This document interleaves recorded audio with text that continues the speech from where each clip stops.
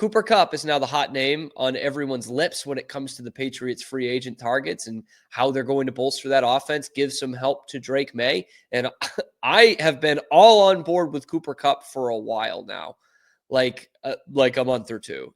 I know he doesn't play full seasons anymore. I know he's 32 years old, but you're not going to get 25-year-old big-time receivers on the free agent market. It's just not going to happen. Like, this guy did just get cut. There's a reason why, But you also won't have those young guys who have accomplished what Cooper Kupp has accomplished and the culture fit that he can bring to your organization. So I love the idea of Cooper Kupp coming to play for the Patriots. And apparently there's some interest from Kupp's camp. We still haven't really heard that there's interest from the Patriots, though. And so while we can get all hot and bothered and pretty excited about the idea of former Super Bowl MVP, wide receiver, Triple Crown winner coming to play for New England, it's not clear that Mike Vrabel and Elliott Wolf and the Patriots actually want to go and get Cooper Kupp. And now there are new candidates emerging for Cooper Kupp services. Washington was dangled, and it feels weird to say after how they both played in 2023, but Washington's a team that the Patriots cannot compete with for free agents. They can't. Washington's got a better situation right now than New England does. And the other team that has now become a front runner, according to Adam Schefter, for Cooper Kupp is the Dallas Cowboys. Let me just say this as someone with a little experience here, because as much as I had to watch every snap of the Patriots this past year, I was also on a radio show in Central Texas, so I had to watch pretty much every snap of the Cowboys too. The Cowboys suck, okay? They're terrible. And they've got bigger names, but they're really not that far off from what the Patriots are. And the problem I talked about yesterday with Cooper Kupp is the problem from his end would be he's coming to the Patriots and he's probably not going to be there when they actually start winning. He'll be part of the foundation to set it for sure, but he probably won't be there when they're winning.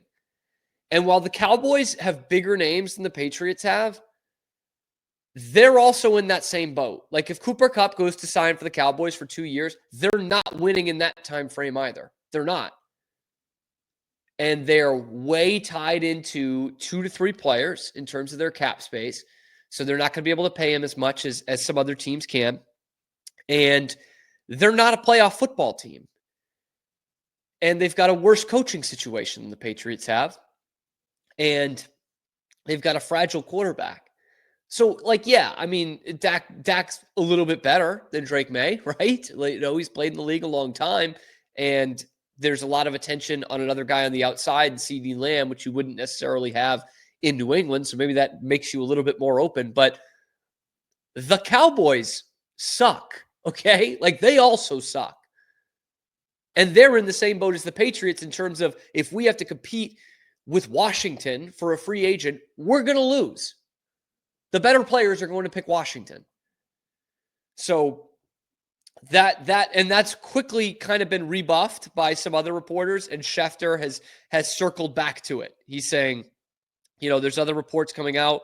What did he say exactly?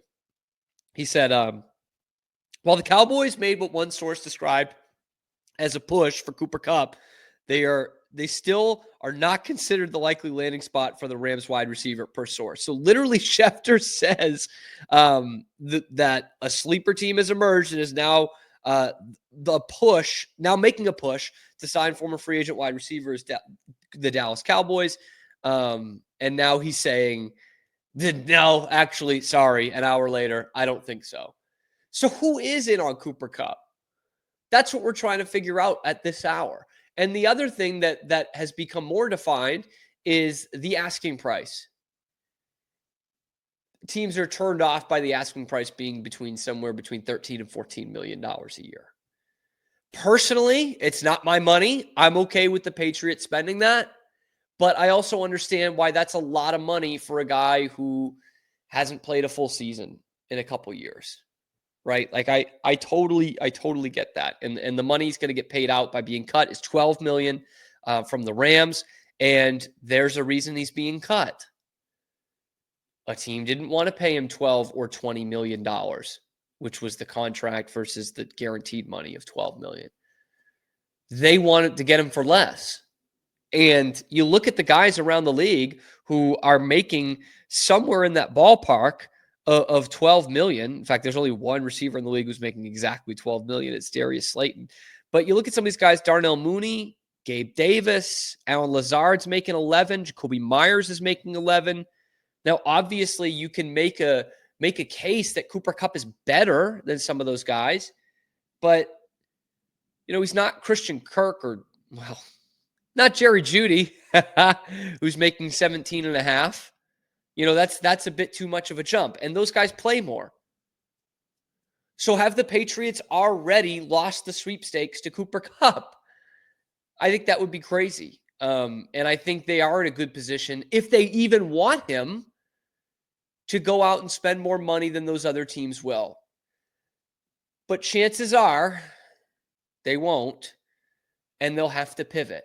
And I think where the Patriots can do some damage on the offensive side of the ball is not in free agency, but rather in the trade market.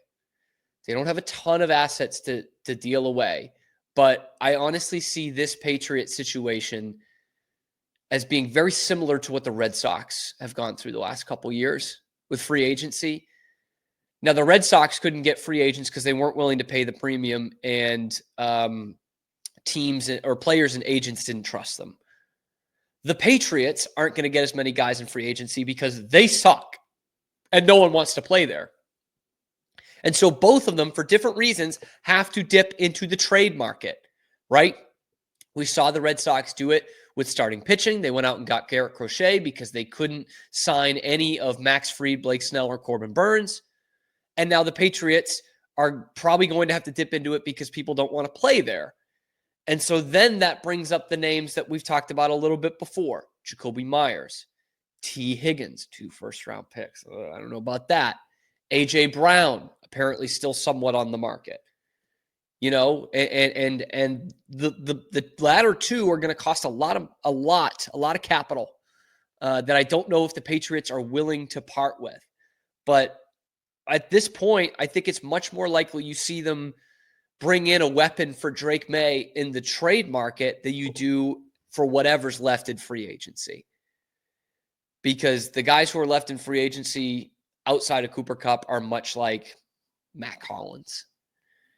Brandon Cooks, what does he have left in the tank? Former Patriot.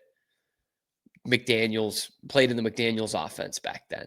What does he have left? Saw him play a lot for Dallas. There's not a lot left.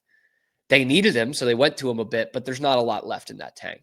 Stephon Diggs coming off a torn ACL. Like, what are you going to do for him? Amari Cooper, a guy I like. I like Amari Cooper, but there's clearly not a lot of interest for him around the league. And then with the Cooper Kupp situation and with any kind of trade they're going to make, the question around Foxborough is still, who is making the decisions here? Because it seemed like, Elliot Wolf's the GM. Elliot Wolf's going to make the decisions. But then Mike Vrabel comes in here and he's got, he had a lot of personnel say when he was in Tennessee, are you going to bring in finally get an adult in the room with Mike Vrabel and then not have him make the decisions here? He brought in his own player personnel guy, Ryan Cowden. He's got Stretch there with him. So who's making the decisions here? We were assured this offseason that it was Elliot Wolf, that he's the GM of the team. But then Tommy Curran went on WEEI yesterday and said this about the whole process. In my estimation, just reading, Mike's preferences will get first airing. And then if you're going to talk him off at Elliot Wolf, who's the general manager, you're going to have some good, solid logic for moving him off a player. Now, that's a different story. That's not many teams in the league are saying that. Okay, that we have a GM in place in Elliot Wolf, but it's the head coach, Mike Vrabel, who is going to make the call, and that Elliot Wolf's going to have to talk him out of it if that's something that the general manager wants to do. I'm not saying it's bad that Mike Vrabel's making the decisions. In fact, I think that's probably a good way for the Patriots to go. But I got to ask, the same way we did last year, do they know inside the building who's making the final say? Does Mike Vrabel have Elliott Wolf's testicles on his desk? Like, do we know who's actually calling the shots at one Patriot place? Because this is a big time in the franchise's history. So are you going to castrate Elliott Wolf or not? And that, from what we hear from Tommy Curran, sounds like Mike Vrabel is the guy making the calls. So then you got to ask, is Elliott Wolf going to be a part of this organization after the NFL draft? I wanted them to fire him after the season. But I know that there are a lot of football people in the know out there who will tell you don't do that until after the guy has drafted the next generation of players for your team, because they've done the scouting all year long, and that no one could possibly come in and do some scouting in the 3 months between the end of the season, at almost 4 months for the Patriots, between the end of the regular season and the NFL draft. Couldn't possibly be done. No chance. No game film, no Senior Bowl. There's no way you could do that, right? It's just like, make a decision. I would personally like it if Mike Vrabel castrated Elliott Wolf and just had his testicles sitting there on his desk and he was making the calls. But who knows at this point? Who knows? Bottom line is, they've got to get somebody in here on the offensive line and at wide receiver. We can't wait till year 3 for Drake May to not have any semblance of an offensive line and have league worst targets in the wide receiver room. Just can't do it. You're wasting time. And the way this shakes out right now, obviously with still time left in free agency and time to make trades, the Patriots don't have that. They still have a bottom 4. I'll give them the benefit of the doubt. They still have a bottom 4 wide receiver room, and they have a bottom 0 offensive line. They're the worst offensive line in football. It's one of the worst in history last year. And right now, they're running it back. They're saying, yeah, we get 34-year-old Morgan Moses. He'll give us hopefully 6 to 8 games. And we'll have Cole Strange at center. Fucking brutal. Let me know what you guys think down in the comments below. Is Cooper Kupp asking for too much at $13 to $14 million a year? Do you think the Patriots are willing to do that? Should the Patriots be doing that? And who's making the calls for this team? Who can they trade for? Let me know in the comments below. Be sure to like and subscribe. We are live here every weekday, high noon Eastern time on YouTube. And then the segments go out on YouTube, and we're available wherever you get your podcasts. I'm Cam Stewart. Zach Burke keeps us on the air every weekday.